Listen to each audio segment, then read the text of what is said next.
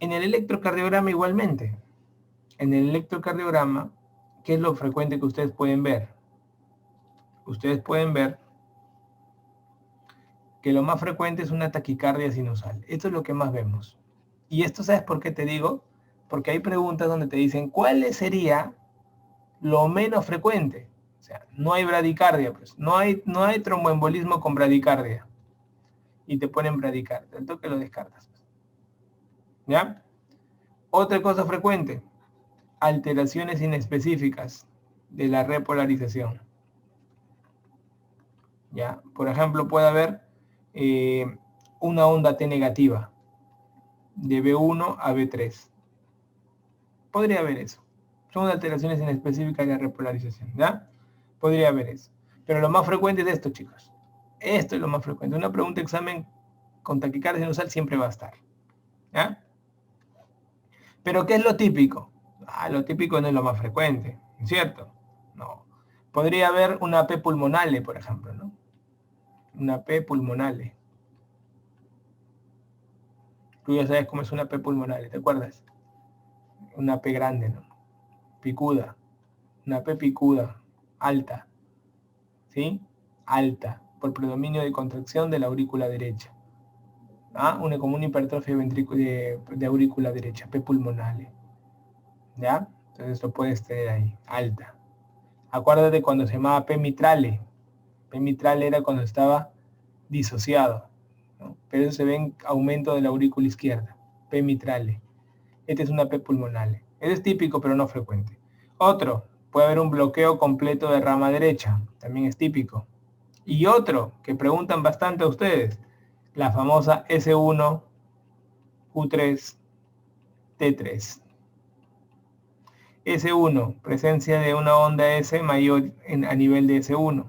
¿Sí? S1, derivada 1, onda S, más profunda. Por eso le llamamos S1. ¿Sí? Q3T3.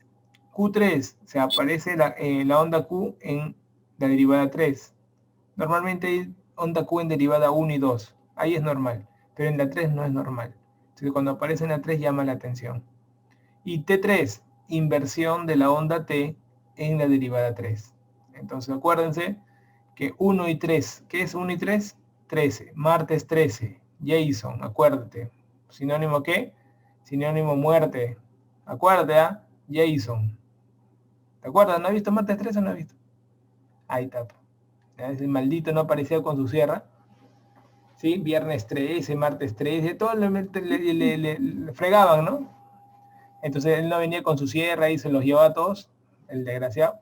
Acuérdate el 13 para que te acuerdes del 1 y del 3. Para los que son un poquito más de años, más centrado en años, acuérdate Jesús y Díaz. Con el 13. ¿Ya? Es una forma de recordar. ¿Por qué? Porque acuérdate que todo es la derivada de 1 y la derivada de 3. ¿Sí? Entonces, eso te va a ayudar a ti bastante para recordarlo, porque este signo es un signo de un tromboembolismo masivo. O sea, esto solo se ve en el 10% de casos y lo puedes asociar con un S1Q3T3. ¿Ya? Se ven en los casos masivos, es una forma interesante de poder recordarlo y esto lo vemos en la práctica, en la práctica lo vemos, así que es bastante interesante. ¿Cómo tengo que razonar entonces? ¿Cuál es mi algoritmo diagnóstico? ¿Cómo se hace esto en la práctica? ¿Cómo se enfrenta? Normalmente nosotros hay escalas, como por ejemplo la escala de Wells, ¿no? Que no importa que te la aprendas, pero la escala de Wells trabaja mucho con las probabilidades de alta, media y baja, ¿no? ¿Por qué digo que no te lo aprendas? Porque no lo usamos en la práctica. ¿Por qué? Porque en una pregunta de examen, y en la práctica misma también, lo que nosotros vemos es que hay una condición, como te has dado cuenta al inicio, a esto le agregan una clínica. Y con esto tú ya tienes que manejar. No, usamos Wells en realidad. Wells modificado, Mauricio. La Wells modificada. Y lo que nosotros en la práctica sacamos, por ejemplo, son 3 tipos de pacientes. Un ejemplo, un paciente que tenga una sospecha baja es un paciente que está estable, o sea, que no tiene clínica. que no tiene factores condicionantes, ¿ya? Aparentemente. O incluso, te voy a ser más bueno contigo. Puede ser que haya clínica, más o menos. Tú dices, más o menos. Hasta dudas, pero no hay condicionantes. No hay. En una media, sí tiene condicionantes. Y la clínica es llamativa. Un alta, no solamente tiene clínica, es recontra candada, hasta tiene los signos típicos y tiene condicionantes. Mira, con esta forma, que esto no existe, con la práctica te puedo decir que es así, ya la experiencia de ver pacientes, pero esto te va a ayudar muchísimo para que en tu vida seas bien práctico a la hora de enfrentar este tipo de sistemas. Cuando yo tengo más o menos, parece la clínica, pero no hay condicionantes, o sea, es un poco más improbable esto que sea un tromboembolismo. Estos pacientes, nosotros le pedimos dímero D. ¿Ya? ¿Por qué le pedimos dímero D? Porque el dímero D vale más por su alto valor predictivo negativo. Quiere decir que si el dímero D te sale negativo, es probablemente que no tenga TEP. Por eso es importante. En cambio, ¿qué pasa si el dímero D sale positivo? Si sale positivo, tengo que pedirle una imagen. Si él tiene una clínica media, sospecha media, una imagen. Si él tiene una clínica alta, sospecha una imagen. O sea, la imagen es característica, sí. ¿Por qué? Porque yo puedo utilizar anticoagulación tipo enoxaparina antes de la imagen, basta con mi sospecha, ¿sí? Basta con la sospecha, uno puede iniciar enoxaparina. Pero no puede iniciar, anticoagulación bioral. Pero cuando yo tengo una imagen positiva, yo puedo ya iniciar anticoagulación bioral. Para eso es importante la imagen. ¿Cuál es la mejor imagen hoy? Angioten. El angioten es la mejor, es el gold estándar diagnóstico. ¿Sí? El angioten. Doctor, yo he visto que gammografía te dejan. Gamma. La gammografía lo usamos cuando el paciente no tolera el yodo. O sea, no tolera el yodo. De repente tiene alergia. Cuando tiene una creatinina mayor de 1.5.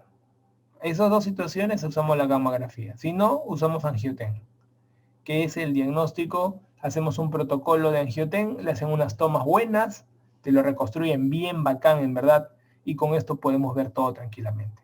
¿Sí? El angioten es el patrón diagnóstico para todos estos pacientes, para todos. ¿Ya? Por ahí, si te pusieran gold estándar y te enfrentan angioten con arteriografía, ahí ganaría arteriografía.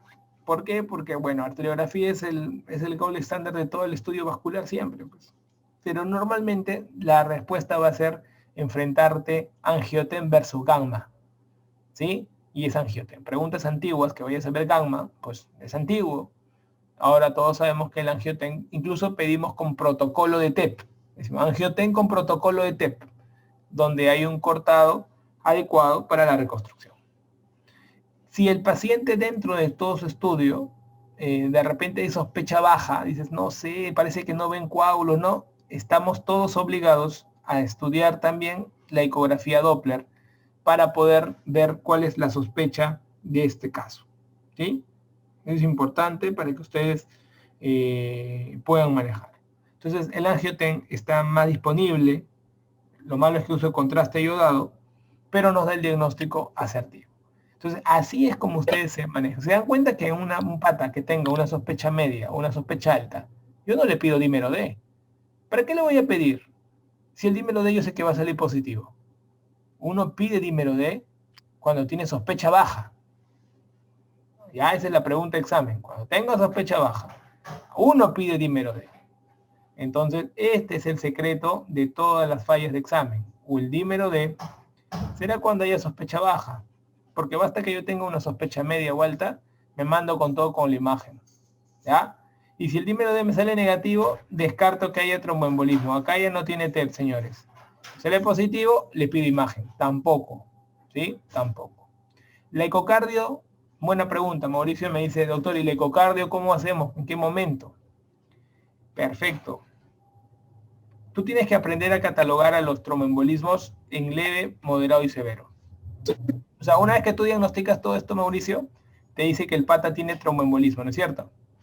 Para eso tú estás haciendo todo esto, para confirmar el tromboembolismo. Pero el tromboembolismo puede ser leve, puede ser moderado o puede ser severo. Entonces, te comento algo, Mauricio. El 60% de los tromboembolismos son leves. El 30% son moderados y un 5 a 10% son severos. ¿Y esto por qué es importante? Porque los pacientes que te preguntan en el examen, la mayoría son leves. Y nada, lo tratas por el frente. Pero los moderados ya comienzan a tener disfunción cardíaca. Estos son los que ya uno solicita ecocardio, desde moderado para adelante. O sea, los severos también van a terminar en ecocardio. También van a terminar haciéndosele un ecocardio. ¿Ok? Entonces, esto es importante. Entonces, ¿para qué es importante un ecocardio en el protocolo de trabajo? Para diferenciar un moderado de un leve, porque la mayoría son leves. Entonces, los moderados ya tienen patología ecocardio positivo. Y los severos los sacas al ojo, porque todos los severos tienen hipotensión. Tienen hipotensión. Son los famosos masivos. ¿Sí? Son los famosos masivos. Entonces, yo cuando tengo un paciente que viene, yo veo un paciente que es leve, ¿no? Clásica pregunta, taquicardia, disnea súbita, todo, y no está hipotenso. Entonces, tú dices, no está hipotenso. Entonces puede ser leve o puede ser moderado. Es lo primero que tienes que descartar, ¿no? El severo está hipotenso o está chocado. Es igual al shock. Hace un shock de tipo obstructivo. ¿Ya? Entonces tú descartas, Mauricio, primero el shock. Dice, no está chocado. Ah, ya, si no está chocado puede ser leve o moderado.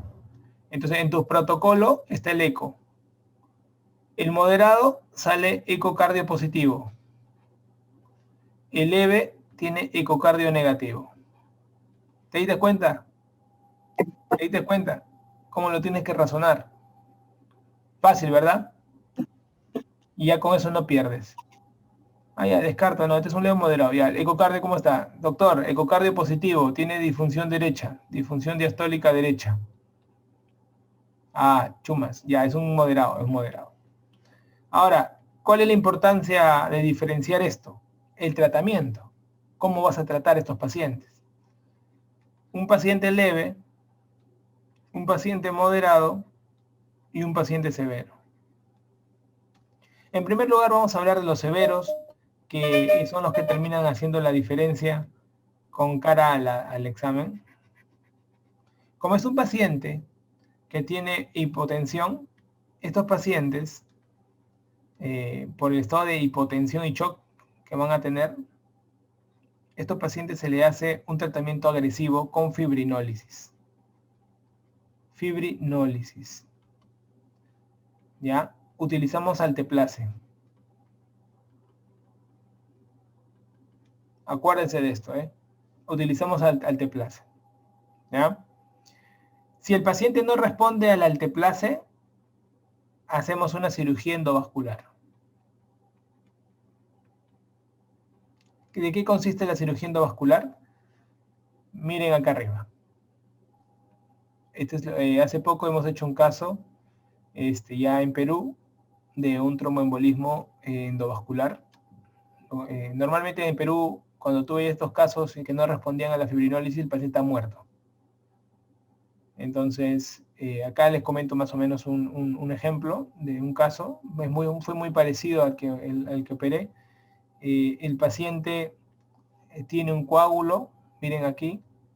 Acá, por ejemplo, si vienen con coágulos en troncos principales, uno entra por la vena yugular derecha, siempre por la vena yugular derecha anterior, entra con el catéter le da vuelta, miren, el catéter viene así, entramos al ventrículo, subimos a la arteria pulmonar y a través de ello aspiramos con un sistema que se llama Aspirex. El sistema chupa los coágulos, acá en la foto se ve un poco oscuro, pero son los coágulos que se botan a la gasa. Y el paciente inmediatamente, mientras estás aspirando y chupando todo esto, que esto era así, y luego pasa a ser así, el paciente mejora la presión notablemente en esos momentos. Brutalmente. ¿Ok? Brutalmente. Y tú puedes hacerlo. ¿Hasta cuándo tiempo después de instaurar el tromboembolismo se puede realizar la fibrinólisis? Tú lo puedes hacer hasta 14 días, tranquilamente. ¿Ya? Pero te comento algo. La gran mayoría de pacientes se va a morir en el poco tiempo. O sea, una vez que llega al hospital con un severo hipotenso, el paciente se muere. La mayoría se va a morir. Entonces tienes que hacer esto, fibrinolizarlo todo lo que puedas. Así que tú puedes tranquilamente en el margen de 14 días, independiente de dónde venga referido, tú tienes que hacerlo. Y si no respondiera a la fibrinólisis, pues entras a hacer una cirugía endovascular, que es esto que estamos haciendo. Entramos y aspiramos todo con el sistema dispositivo especial, Aspirex, y con eso logramos salvar. El caso que operé era una paciente puérpera que había hecho un tromboembolismo en puerperio y pues iba a morir. Entonces tuvimos que entrar a hacer esto y se salvó. Entonces, antiguamente también una alternativa era la cirugía abierta, que no te la recomiendo, que es asquerosa y nadie la hace porque se vuelve a tapar. ¿Ya? Se vuelve a tapar. En una neoplasia maligna cerebral se hace de frente cirugía endovascular. No, Jonathan, te has ido a otro mundo. Estamos hablando de pulmón. No tiene nada que ver. El mundo de las neoplasias malignas cerebrales es otro mundo totalmente. No lo mezcles papas con camotes, para que no te hagas paltas. Pero ahí tiene sus indicaciones también. En ese mundo hay cirugía endovascular también. Jesús Leandro, doctor Angiotecnia en geografía, ¿cuál es la diferencia en el qué? En el diagnóstico del TEP, me imagino. Que la angiografía es esto, mira. La angiografía es esto, Jesús. Es el hecho de pintar las arterias pulmonares así. Así se ven en la angiografía. En el angioten, tú reconstruyes en la computadora todo, los cortes. Por lo tanto, eres más, no necesitas punzar al paciente ni meterle un catéter directo hasta la pulmonar para tomar fotos. En la angiografía tú tomas fotos metiendo el catéter hasta el pulmón.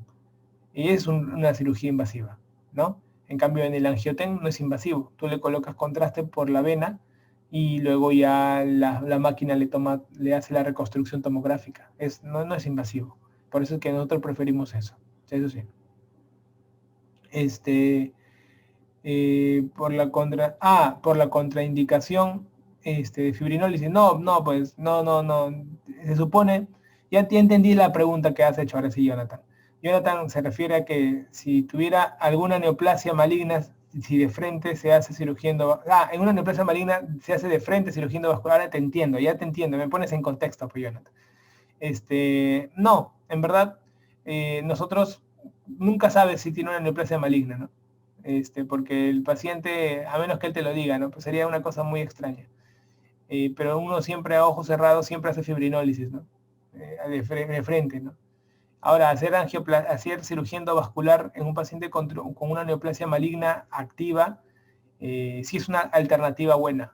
Yo te digo la verdad, mira, el paciente que yo operé era una paciente que tenía sangrado activo, era una puérpera. Tú sabes que una fibrinólisis no se puede hacer en sangrado activo, ¿no es cierto? Entonces lo que le ofrecimos fue una cirugía endovascular y salió. Sería más o menos esa forma el escenario, Jonathan, más o menos si lo podrías aplicar en cerebro, igualito sería. Luego, doctor, después de la cirugía endovascular, al paciente lo dejo con anticoagulación siempre. Si cualquier trombosis que tú estés tratando, siempre se deja con anticoagulación. Siempre se deja anticoagulación. Ahora, el tiempo que le deja la anticoagulación, todo trombosis, mínimo 3 meses. De 3 a 6 meses. Si conoces la causa y la has corregido, de 3 a 6 meses. Si no conoces la causa y no la has corregido, indefinidamente. Por ejemplo, los pacientes que tienen cáncer y hacen trombosis. Indefinidamente para toda su vida. ¿Ya? Doctor, si en el hospital me viene un paciente con clínica sugestiva de TEP, correcto, pero con fiebre, ¿me voy alejando? No. ¿O debería dejar su dímero D al menos su dímero D? ¿Por qué? Porque si viene un paciente con clínica sugestiva de TEP y te viene con fiebre, la fiebre es sinónimo de infarto pulmonar. Entonces podría ser un TEP con infarto, y más bien estarías haciendo un gran diagnóstico, porque el dímero D podría salir positivo. Ahora, si el dímero D sale positivo, le pides tangioten, y tangioten te termina confirmando. Esa sería la forma de razonamiento que tú tendrías que tener. La fiebre en TEP es igual a infarto pulmonar, así que hay que tenerlo muy en cuenta, ¿ya? Entonces, ¿qué hago con el severo? Que son el menor, gracias a Dios, son el menor porcentaje, 10%. Son que están hipotensos, le doy fibrinólisis, y si no, endovascular. Así van a trabajar ustedes. Y el moderado, bueno, ¿por qué diferencian al moderado con el leve, no? Antiguamente a los dos le colocabas enoxa, a los dos le colocabas enoxaparina, ¿sí? Y luego que confirmabas con la imagen, recién le agregabas la warfarina, porque la imagen te confirma anticoagulación oral, te he dicho, ¿no es cierto? Entonces, y estos patas lo anticoagulabas de 3 a 6 meses, siempre y cuando conoces o has tratado la causa, ¿no? Por ejemplo, si la causa de este tromboembolismo fue una trombosis venosa profunda, de 3 a 6 meses es suficiente, ¿sí? 3 meses tranquilo. Pero si fuera una neoplasia, a las neoplasias, cuando son paraneoplásicos, generalmente damos tratamiento indefinido, siempre y cuando la neoplasia no ha sido tratada. Por ejemplo, un paciente que tiene un cáncer terminal, ¿no? Es indefinido la anticoagulación. Pero si el cáncer ha sido operado, lo han sacado, 3 a 6 meses. Todo lo que sea reparado son 3 a 6 meses. Yo recomiendo, en la práctica, nosotros al menos tendemos a trabajar 6 meses. Preferimos siempre darle el mayor pico de anticoagulación. Ahora, te comentaba por qué importa diferenciar leve moderado. Porque los moderados, ahorita hay una tendencia que a los moderados se le está haciendo tratamientos tipo fibrinólisis. Tipo fibrinólisis. Entonces sí se está haciendo. ¿Por qué? Porque esa sobrecarga en el ventrículo derecho se va a favorecer de un manejo más agresivo, ¿ya? Pero en las preguntas de examen no te va a venir tanta tendencia de actualidad, solamente te van a decir esto para que aprendas a diferenciar cuál sería el tratamiento, ¿ya? ¿Cuál sería el tratamiento? Y se acabó. Ahora, acá te pongo los fármacos que disminuyen los efectos anticoagulantes orales, porque acuérdate que como tomas anticoagulación vas a tener esto. Entonces, esta es una de las cosas que más influye. Los anticonceptivos orales son fármacos que disminuyen los efectos anticoagulantes orales, para que lo tengas en cuenta.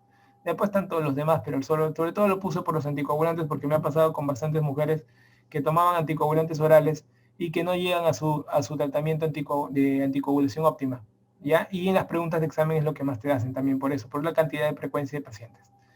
El INR, cuando tomas warfarina, se saca cada mes. Cada mes. Si tomas warfarina es cada mes. Si, por ejemplo, pregunta para todos, ¿podrías iniciarle los NACOS con estos pacientes y evitar la warfa? Claro que sí. Claro que sí. Podrías trabajar con dabigatran, con apixaban tranquilamente y no controla INR. Lo bueno de esto es que no controla INR. Doctor, si le inicio ACO, suspendo en OXA. Cuando inicias ACO, es porque el INR está entre comillas, entre 2 y 3, que es la dosis de anticoagulación que debe tener un paciente. De 2 a 3. Entonces, ahí recién suspendes en OXA y lo dejas con warfa, ¿no? Que generalmente ocurre a las 72 horas.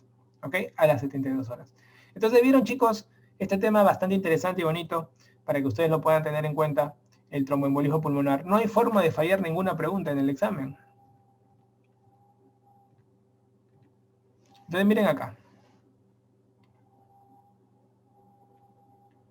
Vamos a ver esta rápida.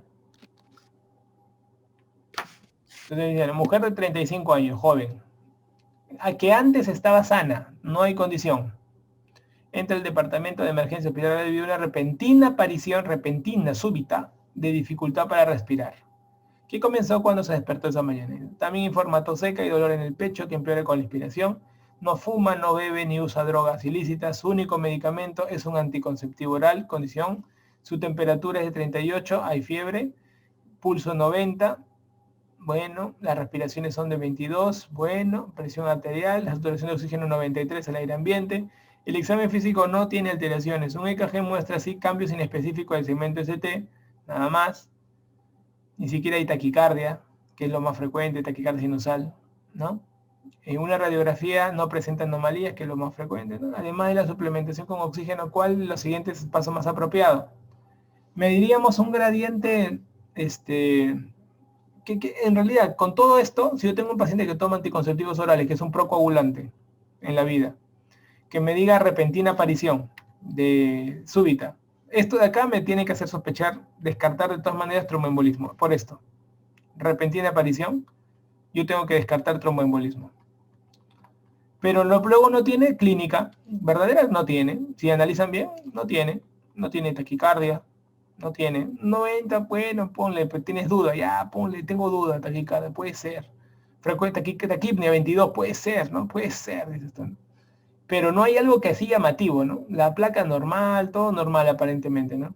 El EKG tampoco es llamativo, ¿no? Entonces, ¿tiene baja probabilidad? Sí, yo diría que tiene una baja. Este es un paciente característico de baja probabilidad. ¿Qué hacemos con los baja probabilidad? Medimos gradiente alveolo arterial, iniciamos ventilación con presión positiva, administramos ibuprofeno, solicitamos... Mira, estamos entre solicitar angiografía pulmonar por tomografía y medir dímero D. ¿Cuál pediríamos? ¿Cuál pediríamos en un paciente? Este paciente viene al hospital. ¿Qué le pedirías? Claro, pero hermano, de frente, dímelo de, correcto, me encanta, han entendido la situación, ¿ok? Entonces, eso sería. Doctor, me hizo una pregunta y a mí le dice, doctor, con la fiebre no podemos pensar en infarto. ¿Pensarías en infarto, querida Yamile, si tuvieras más clínica? Pero ponte con esto, tranquilamente podrías hasta COVID. ¿No es cierto? Sí, pues no, doctor. Claro, pero el infarto, acuérdate que es la cúspide, la cereza de la torta. O sea, ya tienes recontra todo cantado. Taquicardia, taquipnea, puedes tener taquicardia sinusal. Lo que más llama la atención, lo que vemos bastante en el hospital, es la taquicardia sinusal en el EKG. No hay tromboembolismo sin taquicardia, ¿no? Entonces acá tú, por ejemplo, le pides, no, dímelo de por si acá. Y sale negativo, ahí queda todo, puede ser un bicho. Pero si sale positivo, recién ahí le pediría la tomografía. Si me hubieran puesto más clínica, de frente le pedía tomografía, ¿no? Con más clínica, tomografía. Es más llamativo, ¿no? Y sobre todo con factores condicionantes más potentes, sobre todo, ¿no? Entonces es importante. El émbolo paradójico que clínica generaría podría ser un síncope. Lo más frecuente es un síncope y asociado a un ACV, el embolismo paradójico, ¿no? Eso lo hemos visto en CIA, en adulto. ¿Eh? CIA del adulto hablamos justamente, Cristian, del embolismo paradójico. Darle una chequeada a la clase de congénitas de CIA. Es característico en esos casos, ¿no? Muy bien, chicos. Perfecto. Entonces, cuando vean así, ya tienen en su mente sobre todo esta foto. Le he puesto un caso más yuca. Este caso no viene en una pregunta examen porque es más yuca, porque te vas a baja probabilidad. Pero para que tú entres baja probabilidad, es que tienes que tener ese olfato goleador de poder sacar cuál es de alta o mediana, ¿no? Que eso es lo que son los casos característicos. Incluso a ti te ponen con regalado, te ponen Homans, te ponen signo de Homan, que es signo de trombosis venosa profunda cuando hay dolor a la dorsiflexión de la pierna. Te ponen bien cantado la pregunta, ¿no? Doctor, entonces para sospechar de un infarto pulmonar debería presentar además de fiebre hemoptisis. Claro, Sofía. Te ponen fiebre, te ponen hemoptisis, característico, ¿no? Por eso que acá yo te he puesto estas pepas.